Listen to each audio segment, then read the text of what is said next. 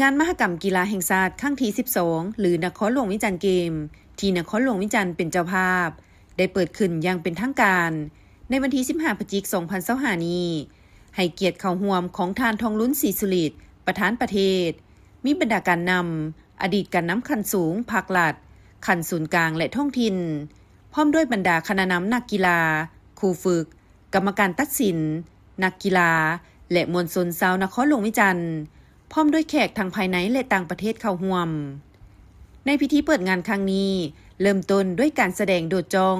ของทีมโดดจ้องจากกองห้อย306กองพันใหญ่703กองบัญชาการทหารอากาศตามด้วยแสดงศิลปะฟ้อนห้องเพลงจากศิลปินที่มีชื่อเสียงของลาวต่อด้วยขบวนสวนสนามของก้นกำลังต่างๆเป็นต้นขบวนป้ายคำขวัญ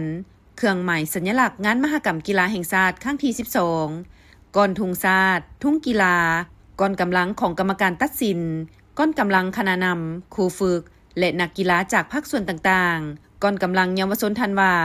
และก้อนกำลังต้านการใช้สารต้องห้ามในนักกีฬาเหล่านี้เป็นต้น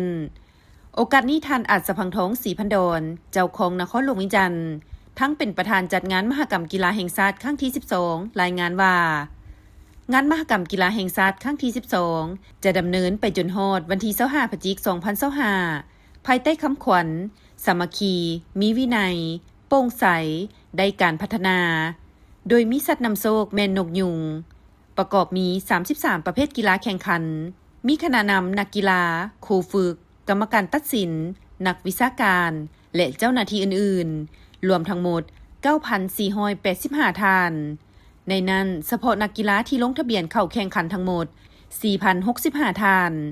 มาจาก3กระทรวง17แขวงและนครหลวงวิจารณ์เจ้าภาพร่วมเป็น21ภาคส่วนเพื่อแข่งขันซิ่งเอาเหรียญประเภทต่างๆทั้งหมด 1,563 เหรียญในนั้นเหรียญคำ432เหรียญเหรียญเงิน432เหรียญและเหรียญทอง699เหรียญงานครั้งนี้แม่นงานแข่งขันกีฬากายกรรมเพื่อสุขภาพมิตรภาพและเพื่อการพัฒนากีฬาโดยการร่วมมือของทั่วปวงชนในวงคณะญาติแห่งชาติซึ่งภาครัฐบาลได้อนุญาตให้แต่ละแขวงผัดเปลี่ยนกันเป็นเจ้าภาพจัดขึ้นเป็นรอบเวียน3ปีใดจัดขึ้น1ครั้งและครั้งล่าสุดก่อนนี้แม่นครั้งที่11ซึ่งแม่นแขวงเสียงขวางได้รับเกียรติเป็นเจ้าภาพจัดขึ้นในท้ายปี2022ผ่านมาครั้งนี้เป็นครั้งที่12ซึ่งนครหลวงวิจารณ์ได้รับเกียรติเป็นเจ้าภาพตามการหมุนเวียนมอบหมายซึ่งเป็นอีกวาระโอกาสอันดีอีกวาระหนึ่งของนครหลวงวิจารณ์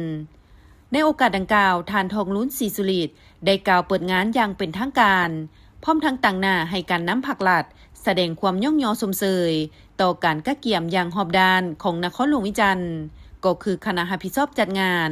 และแสดงความสมเสยบรรดาแขวงที่ได้ส่งนักกีฬาเข้าร่วมอย่างพร้อมเพรียง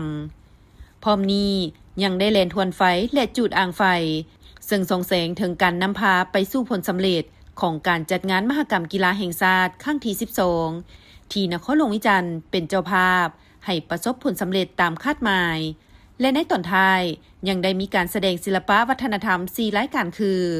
บทฟ้อนยินดีต้อนรับสู่นครหลวงวิจารณ์บทฟ้อนสวงเหือบทเต้นกีฬาพาห่างกายเข้มแข็งและฟ้อนลำวงลาว